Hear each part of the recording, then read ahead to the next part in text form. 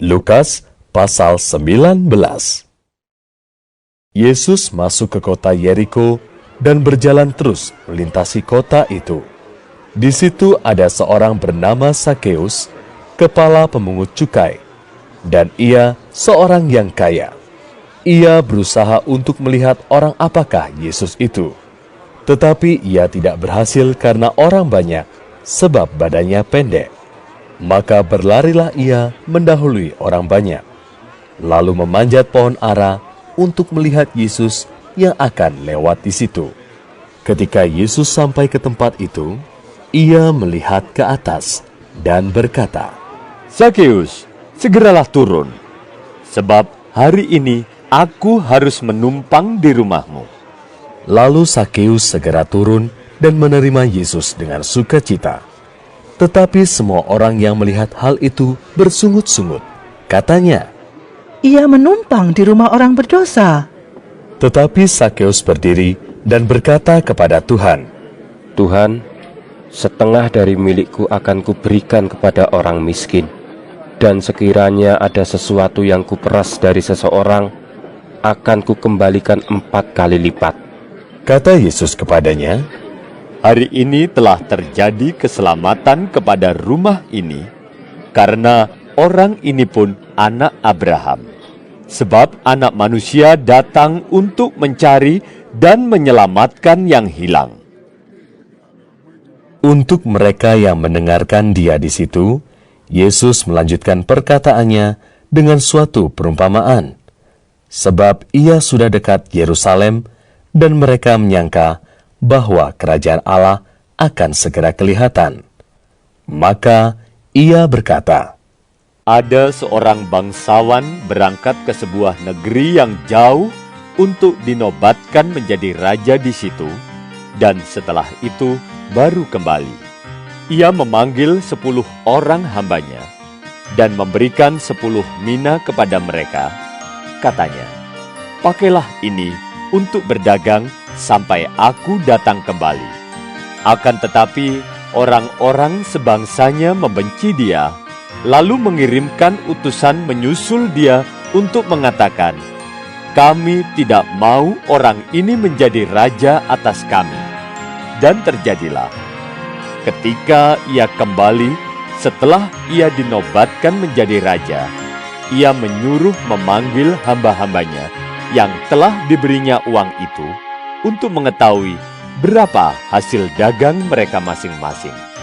Orang yang pertama datang dan berkata, Tuan, mina Tuan yang satu itu telah menghasilkan 10 mina.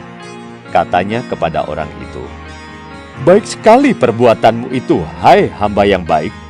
Engkau telah setia dalam perkara kecil, karena itu terimalah kekuasaan atas 10 kota. Datanglah yang kedua dan berkata, Tuan, mina Tuan telah menghasilkan 5 mina. Katanya kepada orang itu, dan engkau kuasailah 5 kota. Dan hamba yang ketiga datang dan berkata, Tuan, inilah mina Tuan. Aku telah menyimpannya dalam sapu tangan. Sebab aku takut akan Tuan, karena Tuan adalah manusia yang keras. Tuan mengambil apa yang tidak pernah Tuan taruh, dan Tuan menuai apa yang tidak Tuan tabur. Katanya kepada orang itu, Hai hamba yang jahat, aku akan menghakimi engkau menurut perkataanmu sendiri.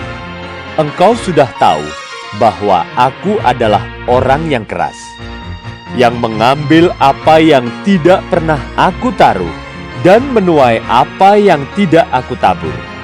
Jika demikian, mengapa uangku itu tidak kau berikan kepada orang yang menjalankan uang?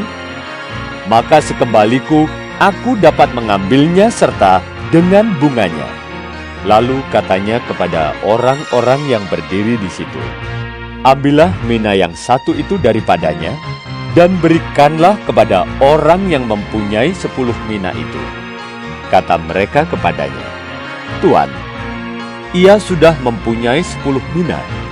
Jawabnya, Aku berkata kepadamu, setiap orang yang mempunyai, kepadanya akan diberi. Tetapi siapa yang tidak mempunyai, daripadanya akan diambil juga apa yang ada padanya.